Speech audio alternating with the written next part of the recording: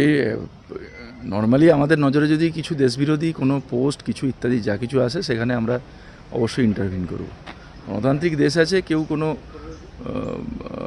সিদ্ধান্তকে সে যে কোনো ধরনের সরকার, রাজ্যের সরকার, কেন্দ্রের সরকার, কোনো রাজনৈতিক মতামত কেউ পোষণ করতে পারে, কিন্তু যেখানে দেশ ইনভলভ হবে সেটা আমরা টলারেট করবো না। সেরকম কিছু থাকলে আমরা আইনানুগ ব্যবস্থা নেব। এবং এক্ষেত্রেও আমরা যদি আমাদের নজরে আসছে, আমরা এসে দেখছি যে কোথাও আমরা যখন বোঝাচ্ছি তখন অনেকেই, বেশিরভাগই আমরা শতকরা 99% বলছে ভুল করে হয়ে গেছে ইত্যাদি ইত্যাদি। তো সেটা তার যে ট্র্যাক রেকর্ড, আগেকার যে ফেসবুকের যে অ্যাক্টিভিটি, সেগুলো দেখলেই বোঝা যাবে।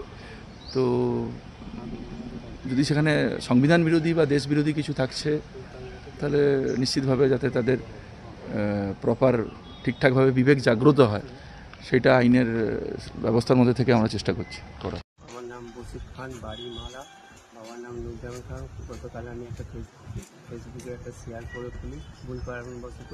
সেটা পুলিশ বাবুরা যাওয়ার পর আমাকে বলেন, সেটাকে আমি ভিডিওটাকে ডিলিট করে দিই। এবং আর আপনারা যারা যারা দেখেছেন তারা প্লিজ এইরকম ভিডিওকে দেখবেন না। এরা আমার ভারতবাসী, আমার ভারতকে সম্মান করি। জয় হিন্দ, জয় ভারত, বন্দে মাতারা।